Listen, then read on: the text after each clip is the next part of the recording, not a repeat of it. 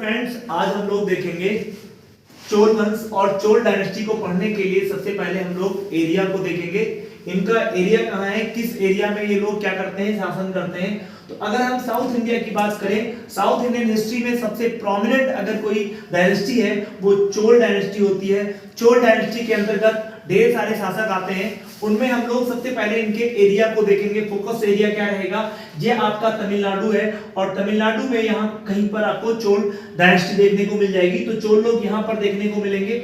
चोल की अगर बात करें तो चोल डायनेस्टी के बारे में पढ़ने से पहले सबसे पहले हमें ये देखना है कि दक्षिण भारत का सबसे महत्वपूर्ण वंश है, बहुत ही इंपॉर्टेंट आपका डायनेस्टी हो जाता है कहाँ का, साउथ इंडियन हिस्ट्री में, ठीक है। और अगर बात करें चोलों के समय ग्रामीण शासन के लिए चोल बहुत ही जाने जाते हैं। ग्रामीण शासन का मतलब यह है कि वहां का लोकल सेल्फ गवर्नमेंट, यानी कि उनका यह मानना था कि ग्राम स्तर पर अगर डेवलपमेंट होंगे तो यानी उनके यहाँ टॉप टू बॉटम नहीं, बॉटम टू टॉप जो है सिस्टम था।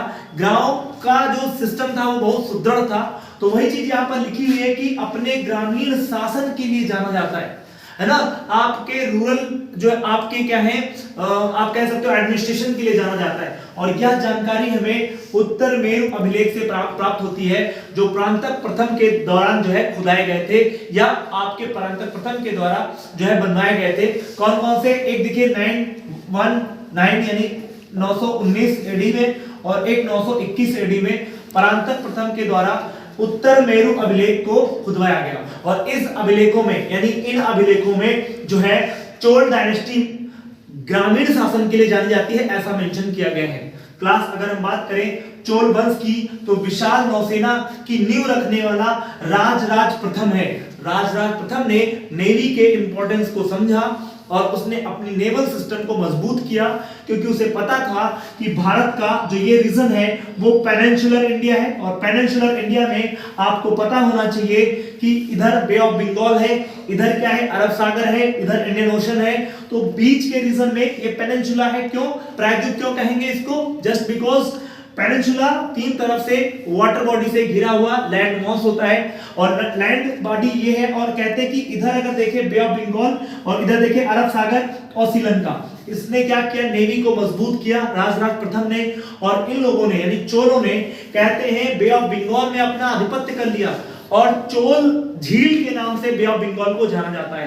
एक निकनेम दे दिया गया जिसको हम क्या कहते हैं, चोल झील कहते हैं। किसको, बे ऑफ बंगाल को। तो बे ऑफ बंगाल को इन्होंने चोल झील के रूप में देखा, ठीक है। अब देखिए चोल झील के रूप में बे ऑफ बंगाल जाना जा रहा है।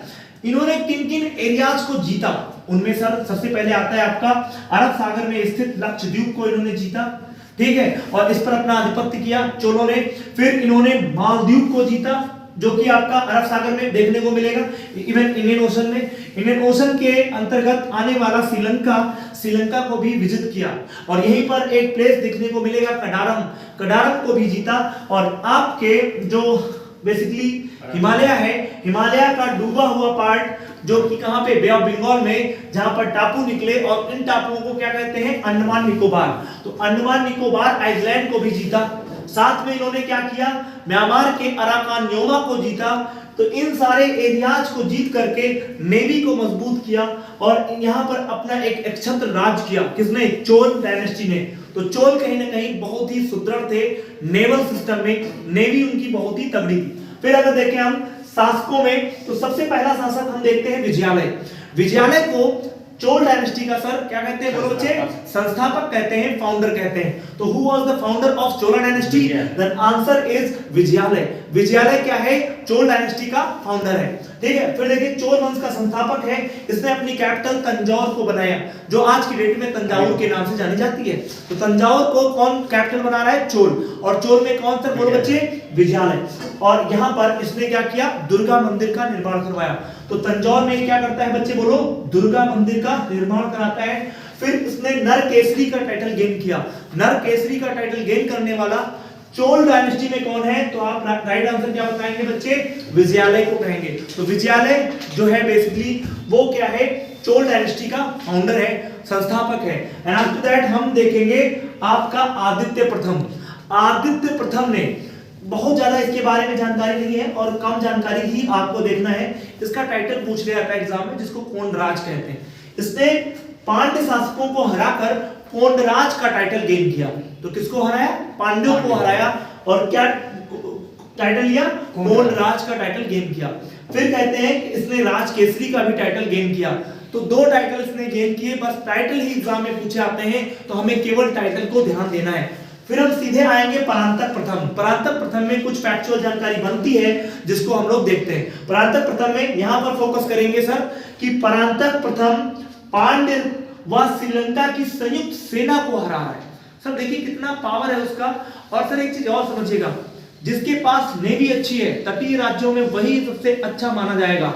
और तटीय राज्यों में इसने परांतक प्रथम ने नेवी का इंपॉर्टेंस समझा और नेवी को और ज्यादा मजबूत किया, उसको सुसज्जित किया, अच्छे टाइप के आपके वेपन्स यूज किए और उसके साथ में इसने श्रीलंका और पांड्य राजाओं को एक मुक्त सेना को हरा दिया।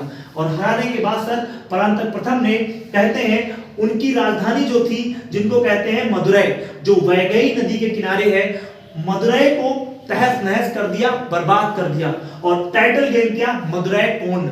कोंड का मतलब ही होता है डिस्ट्रॉय करना या नष्ट करना। तो मदुरै कोंड का मतलब क्या हो गया? मदुरै को नाश करने वाला कौन है? बेसिकली परांतक प्रथम। परांतक प्रथम में अगर देखें तो ये चोल वंश का रियल फाउंडर कहलाता है। फाउंडर के नाम क्या होगा? विजयालय। लेकिन रियल फाउंडर जिसने वास्ट आपके एक्सपेंशन किया साम्राज्य का, वो कौन है? पुरोचा परांतक प्रथम। परांतक प्रथम ने वास्तविक संस्थापक इसीलिए इसको कहा जाता है। फिर कहते हैं कि वेंकट नाम का एक राइटर है जिसने ऋग्वेद पर टीका लिखा, वो इसी के दरबार में रहता है। किसके? परांतक प्रथम के। फिर देखिए आपका एक लिखा है हेमगर्भ और तुला पुरुष दान यज्ञ कराने वाला कौन है? परांतक प्रथम है। फिर अगर बात करें उत्तर मेरु अभिलेख में इसी का नाम क्या है? वर्णित है। किसका? परांतक प्रथम का। फिर देखें शिव की उपासना के लिए इसने कहते हैं दब्र सभा की स्थापना की और साथ में कृष्ण तृतीय ने तक्कोलम के युद्ध में परांतक प्रथम को पराजित किया। तो कृष्ण तृतीय कौन है? चालुक्य है कि चोल है कि राष्ट्रकूट है? राष्ट्रकूट है। राष्ट्रकूट का शासक कृष्ण तृतीय ने इसको तक्कोलम के युद्ध में परांतक प्रथम को क्या किया? हरा दिया। तो ये सारा पूरा आप देख लीजिए एक बार, इसका एक पिक ले लीजिए ताकि आपको चीजें याद रहे। और एक लास्ट में अब हम देखेंगे 4 नंबर पे, वो आएगा परांतक द्वितीय। तो परांतक द्वितीय जो है इसने 2 टाइटल गेन किए, सुंदर चोल और मदुरै कोंड केसरी। 2 टाइटल इसके हैं। बाकी इसकी एक पत्नी है जिसका नाम है वानवन देवी। वानवन देवी ने सती हो गई थी इसके मरने के बाद, इसलिए इसका भी नाम पूछ लिया जाता है। क्वेश्चन पूछेगा कि परांतक द्वितीय या फिर किस चोल शासक की पत्नी ने क्या कर लिया था? सती हो गई थी। तो आंसर होगा परांतक द्वितीय। तो आई होप आपको ये चीजें समझ में आई होंगी। हम अगली वीडियो में नेक्स्ट शासक राजराज प्रथम को पढ़ रहे होंगे, जो महान शासक है और उससे सबसे ज्यादा क्वेश्चन आपके एग्जाम में पूछे आते हैं। तो आई होप आपको चीजें समझ में आई होंगी। थैंक्स।